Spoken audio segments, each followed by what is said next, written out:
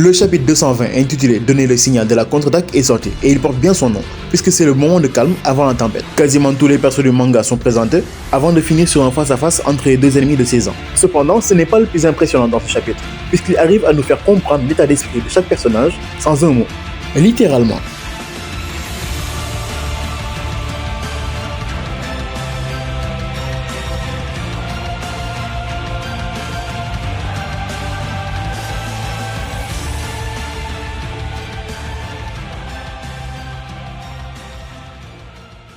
Avant d'entrer dans le vif du sujet, il faut s'arrêter sur la mise en scène de ce chapitre. L'auteur nous offre ici un véritable moment de grâce, un chapitre muet. À la manière d'un film de Chaplin, les émotions et les intentions ne passent plus par les mots, mais par les regards et les gestes. Et c'est ce moment de silence qui installe parfaitement le calme avant la tempête. On a affronté 2 des 10 commandements, puis le roi Arthur lui-même. Galande, Melascula, on leur a implanté de faux souvenirs grâce au pouvoir du chaos pour les manipuler, ce qui les a conduits à une nouvelle défaite. Tout commence avec Thétis, la réincarnation de Derrière. Et cela grâce à Elisabeth à qui elle dévoue son existence. Thétis entonne donc un chant incantatoire. Si le but semble mystérieux au premier abord, chaque note de son chant prépare le terrain pour le coup d'éclat à venir. Pendant ce temps, l'agitation gagne les rangs. Gil Thunder et Hauser confient une boîte mystérieuse à Diodora. Au début, je ne vois pas le rapport entre les personnages, alors que je me dis forcément que ça a un lien avec la maman de Diodora. Parce que, Miro comme je suis, je ne vois pas Balin ni Gareth derrière lui. En tout cas, il y a un détail qui ne trompe pas, c'est cette goutte de sueur sur leur visage. S'agit-il de l'enjeu de la mission, ou d'un lien plus profond avec la mère de Diodora? Personnellement, j'adore ouvrir des boîtes, alors c'est franchement l'intrigue dont j'attends le plus la résolution.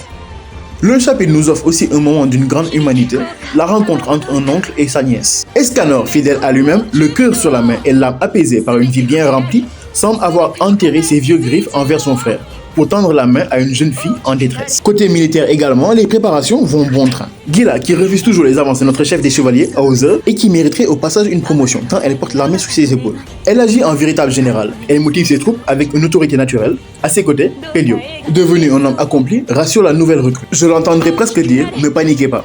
Prenez exemple sur eux. En désignant les chevaliers du groupe, Perceval et Tristan, fin prêts au combat. Au sommet, le roi Bartra, malgré le poids des années, reste entouré de sa plus jeune fille, Elisabeth, et du toujours fidèle, Slayer.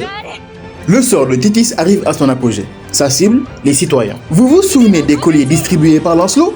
Durant 2 longues années, il a joué au combattant MMA, alors que son véritable travail était livreur Amazon. Bref, tout s'éclaircit enfin. À Camelot, Arthur défile pour célébrer son mariage, arborant un sourire royal qu'on devine de façade. Ou peut-être pas. Mais ce masque s'effondre en une seconde. La magie de Thétis s'active, téléportant les sujets et dissipant les illusions. En un clin d'œil, le royaume s'évapore.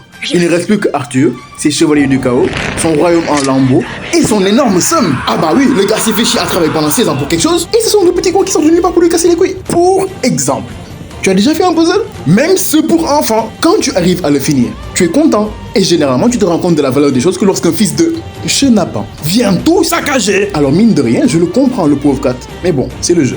Le plan est une réussite. Bravo Thétis, tu peux te reposer. Et la frustration de Arthur est telle que quelques minutes plus tard, voire quelques secondes, l'espace se déchire.